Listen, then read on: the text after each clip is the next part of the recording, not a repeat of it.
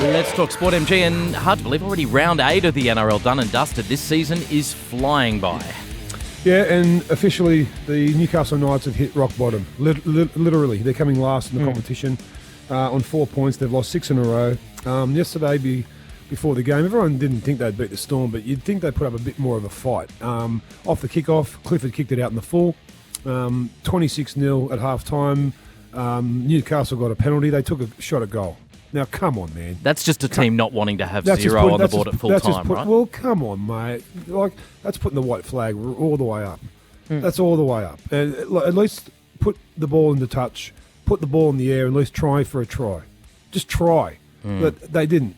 Anyway, second half started. You go, okay, let's go, Knights. Let's come back into this game. What happens? Melbourne kick off. Newcastle let the ball go dead. Unbelievable rugby league. It's not first grade material. But look, and I'm loath to. I said on this show that I don't want to get on coaches' backs because I know they've got a hard job, and no one coaches to lose. You know, I said the same about Maguire, Barrett. I'm going to say the same about Ricky Stewart. I'm saying the same about Adam O'Brien. They deserve to keep their jobs. But what he said after the game has me perplexed. People are going to think I'm off my head if you look at the scoreline and think that there was some response. Our middles, I thought, some individuals showed they really cared, but we're still soft in some parts out on our edges. Adam, 50 points to 2. That's 2 weeks in a row at one of the heartlands of rugby league in Newcastle. You've been thumped. Something's got to happen. Yep. There's got to be an investigation, as he says, Jeff Turvey, because that is just not rugby. That's not first grade rugby league, what you dished up yesterday. But yeah, Melbourne were good, but you made them good. Yep. And there were some big upsets on Saturday as well. Well done, anyone who had the Warriors, Bulldogs, Cowboys multi. You would have done well there. Roosters and Eels are both going down, MG. What do you reckon? There's a couple of problems there. They seem to be playing 2 games out of the month that are good. 2 good games, 2 bad games. 2 good games, 2 bad games. The Eels against the Cowboys up there in Darwin, we kind of thought it might have been a chance for an upset, but not 35 points to 4. Oh. It's concerning. It's very concerning if you're a Para fan. The consistency levels. And now young Jake Arthur, unfairly has been targeted by trolls, saying that nepotism is at its best because the coach is picking his son. Come on. If you're a troll, F off, please. Yeah. Leave the kid alone. He's 19, he's growing. Just let him go. Surely he doesn't read those. As a player, do you think they were Mav that? Did they read the social? It's hard not to. They don't read them, but some of their mates tell them. Why would they tell them? Because it's just what this generation does. And as for the Roosters, well, they look. Where's the attack, MG? Where's the attack? The attack is gone. Yeah. They're going from side to side to side to side to side, and that's not like the Roosters. Robinson's their coach. We know how good he is. Tedesco's their fullback. We know how good he is. Something's got to happen with Walker and Keary in the halves. It's just not working at the moment. They've got to start gelling.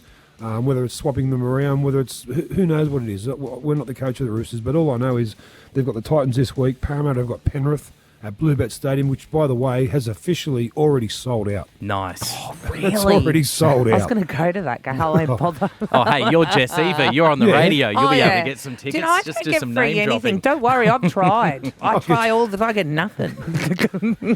That's got to be a massive. Me and MG don't believe that for a second. She is lying, Sydney. No, She's absolutely lying. This music means it's time for MGs Power Rankings, a daily top 5 list at 8 o'clock every day that can be about anything. MG, what have you got for us today, my friend? Like every Monday, the 5 best players of round 8, or round 7, or round 9, whichever round it is. Of the round of the NRL. Of the round. It's like, is this a comedic pause? Is there going to be a gag? I just had a mini stroke, sorry. I know, we'll do the best players of round 8 every week. Could get boring, but anyway, he's number 5. It was billed as Stags v Talakai, and Katoni Stags came away with a TKO. It was fantastic and rocketed into the state of origin contention. Katoni Stags. Pass away to Gamble. Deep pass for Martin. Martin draws them in. Gives it to Stags. Stags. He scored a try. 4. Yeah, look, this guy is the best running dummy half I've ever seen. Cameron Smith is the best hooker I've ever seen, but as far as running out from dummy half, this guy, Harry Grant, is the best I've seen. And yesterday in that first half, everything good that came from Melbourne Storm, it came from Harry. They go the other way. Deception. Harry Grant It's within a couple of minutes of the line. Still offloaded away to Coates. He's got a 4-pointer. 3. Yeah, well, the Panthers are on a roll, 8 in a row. Against the Titans, I've got hairy sometimes, but the Prince of Penrith, Nathan Cleary, he steadied the ship, and just quietly, he's climbing the Dally M ladder. Playing it back to Coruscant. He goes left side, gets it away to Cleary from 8 metres out, then kick out. Pops it back to Cleary, and he scores a classy Penrith try. 2.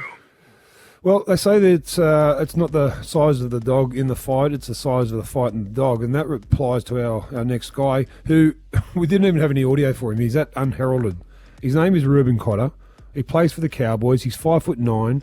He's 95 kilos. He made 16 runs, 137 metres, 3 tackle breaks, 54 tackles, and didn't miss one in 18 minutes against a really big pack against the Eels. Reuben Cotter, remember the name. Yeah. Absolutely. I was thinking of you on Saturday night, Jesse May, watching the Eels getting flogged. Were you? Just laughing my ass Yeah, I was off. going to say. And do you know what, though, with the Cowboys? I used to live in Townsville at the caravan park there. My friend Kate used to go to the wet T-shirt competition and win our rent. It was unreal. Anyway, where every time the Cowboys would win a game, like you'd go out to the mat, like the vibe in that town, Yeah, like they yeah. live for that team. So, you know, that's the positives. And the beautiful new stadium as well. Go Cows. 1. This man. Okay. Josh Adokar is the fastest man on the planet. He's taken out. He's the fastest man on the planet. He's the fastest man on the planet. He'd have got there, Rabbits. He'd have got there. He is quick, the Fox, Josh Adokar. Oh, no. Josh, he was good. He scored 2 tries in an upset win, but Gus Gould's number 1. Gus Gould's the player of the round. He is the best. What a time to bring out the heavy artillery. I'm going to spray the team. I'm going to make it public. I'm going to push the coach aside. I'm going to get out there with my jeans on. I'm going to blow the whistle. And I am the player of the round. My name is Gus Gould. Gus. I'm going to put my jeans on. He was out there in denim on the field. God love him. What a Yes. sight. But did they have to do it before they played the Roosters? Yeah, I know. Come on. Good timing, win, doggies. Gus. Yes, well done to the Dogs. Take They your were denim off, fantastic. Goldie. Swing them around, brother. You had to win. It's Monday and round 8 of the NRL done and dusted. Let's delve into round 8 with MG's Golden Points. MG first up, the most impressive team of the round. Melbourne Storm, 120 points in 2 rounds, 70 points and then 50 points. This is a juggernaut. I really, at this stage of the season, after 8 rounds, cannot see any other team getting close to Penrith or Melbourne at this point. Most disappointing team of the round. There were a couple. Yeah, Knights and Raiders. Knights lost, that's their 6th in a row. They're at the bottom. The Raiders, again, they've lost 5 in a row. They led against the Warriors but found a way to shoot themselves in the foot yet again.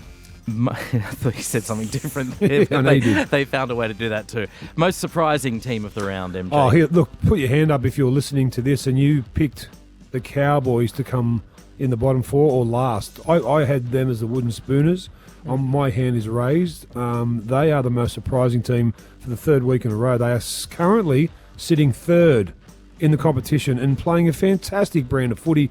Go the Cowboys. They're going great. 3 in a row they've won. To be fair, I don't even think they knew that they were going to go so No. well. I think they've They are surprised flying everybody. at the moment. Yeah. It's good to see. Biggest issue out of round 8. Well, it was obviously the send-off of Carl Lawton, the earliest send-off in a long time, and the rugby league community was divided on it. For me, it's a send-off every day of the week.